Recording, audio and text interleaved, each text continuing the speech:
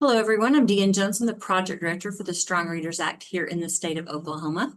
Today, we're going to be looking at the Strong Readers Act survey and specifically the beginning of the year report. This report is in single sign-on. You can find it under the Strong Readers Act survey once you go into the report. The first thing you will see is this welcome screen, and this just gives a little information about our assessments under this that we use for this data, the purpose of the Strong Readers Act, and some of our reporting requirements, as well as our contact information where you can get with us if you have any questions. Today, you're going to be doing the beginning of the year report, so you're going to click this tab that says beginning of the year. And the first question is just the contact information. This would be a name of a person at your district that we could contact if we have any questions about any of the information in your report. And then we'll need that Strong Readers Act contact person's phone number, as well as their email address, so that if we need to get in touch with them, that we can do that.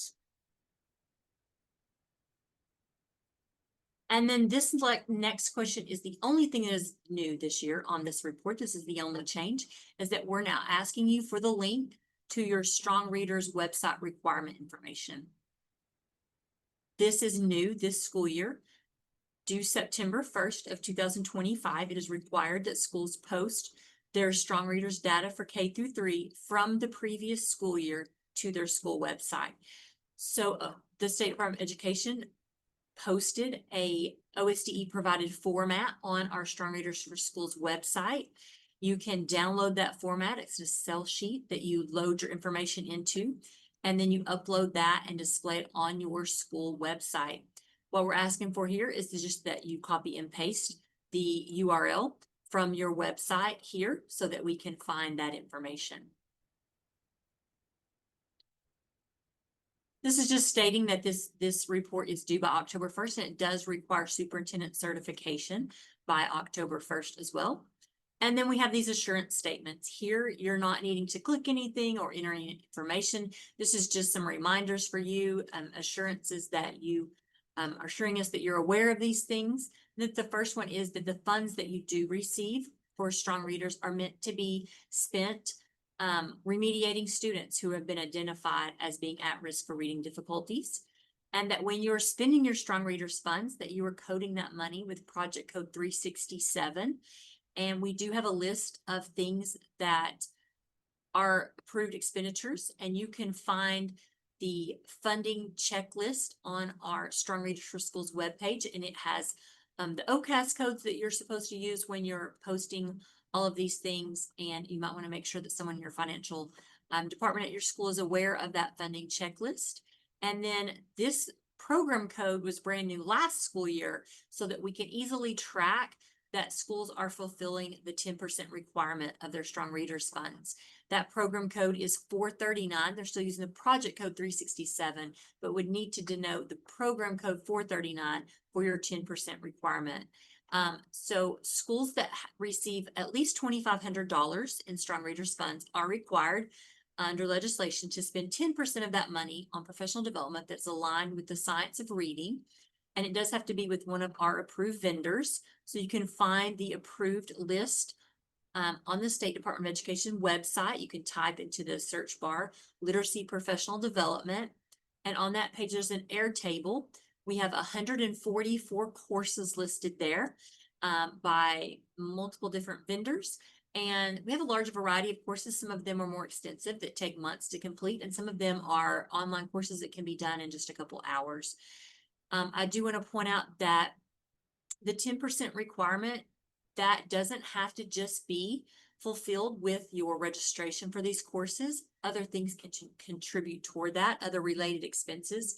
For example, if you're having to have travel for teachers to go to these, their travel expenses can contribute toward that 10% requirement, as well as if they are attending something during the school day and you're having to have a substitute for their classroom, you can pay the subs with Strong Readers funds and use this program code 439 for that to contribute to your 10%. If you have teachers completing some of these courses outside of contract hours and you are going to pay them a stipend for their time for completing that, you can use this project program code 439, and then those stipends could also contribute to your 10% requirement for you to fulfill that requirement. The next section is about what assessment you're going to use to identify students at risk at your school. If you are using a different assessment for different grade levels, you can click here and it will let you pick different ones for different grade levels. That might be if you are, for example, using the ELQA for your kindergarten only, you would put that one for your kindergarten, and then you could pick a different one for your other grades. But for my sample school, I'm going to say that we use the same assessment for K through 3. So I would click here, and then it would allow me to just enter it one time. So I'm just going to pick that I am using Amira for K through 3rd. Then I would go on to the next section. This is where I'm putting in my actual numbers for students that I'm testing. So I'm just going to say that I had 100 kindergarten students and 20 of them were identified for reading difficulties. I had 110 first graders, 25 of them were identified, had 98 second graders with 18 of them identified with difficulties. And then I will say that I had 100 third graders with 15 of them identified with reading difficulties. And then we're moving on to this section that's talking about characteristics of dyslexia. So on this section, you'll notice that we're not asking for any numbers of how many people were identified. And that is because if you are using an assessment that requires you to give extra measures for screening for the characteristics of dyslexia, you have an additional 30 days. After you give the universal screener, you have an additional 30 days to call back the students who were identified for reading difficulties and give them the additional measures to screen them for the characteristics of dyslexia. For my sample school, I was using Amira, so it's done all at once, so I wouldn't necessarily need those extra 30 days, but that is in legislation. So we are not asking for those numbers on this report because this report is due October 1st. And if you did your universal screening later in September, you may not have completed all of your dyslexia screening at this point. So we will collect those numbers on the EOI report. So at this point, on just the BOI, we're only asking what assessment you're using for screening for the characteristics of dyslexia. So I'm putting that I'm using the same one, K through 3, and that I am using Amira. So I'm just going to denote that, and that would be for all of my grade levels, K through 3. And the last thing is just your exemptions.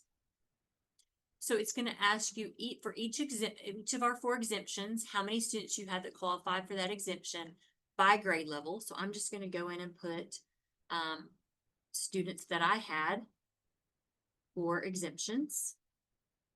And you'll notice that it's not tallying them for you yet, and it's not allowing you to put in the total. But once we go to the end and push save, it will calculate your totals for you, and I'll show you that at the end. So don't worry about the totals at this point. Just go in and put any exemptions that you may have had and denote them here.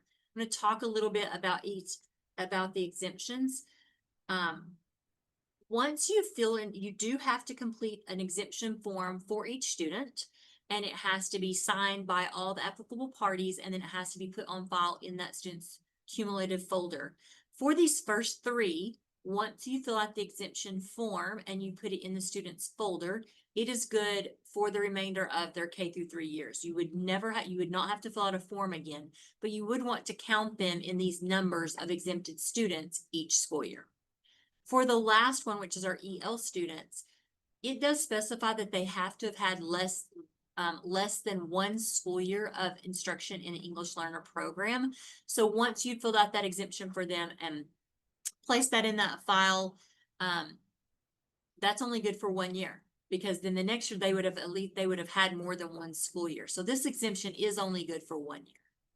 So once I put in all these exemptions, and I'm going to scroll back up to the top and click save. And then you will notice when we go back down that it has updated my totals for me.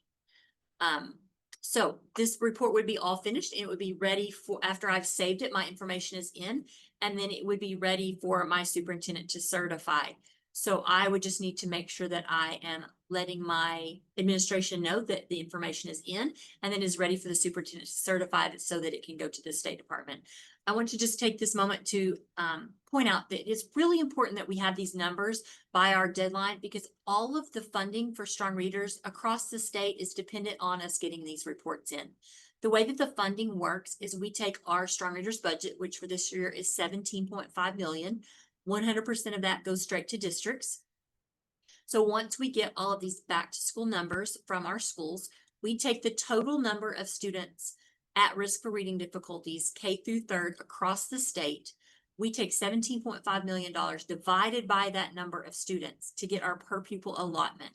Then we take that per pupil allotment, multiply it by how many students you reported at risk for your district. And then that is how we get the amount of strong readers allotment that we send to your school for you to use to help your students who are struggling with reading and need intervention help. So I just wanted to make sure that everyone knows how important it is that we get this in on time so that we can get that money out to you so you can start putting it to use for our readers. Hope this has been helpful for you. And as always, thank you for all that you do for our young readers across the state every day. Goodbye.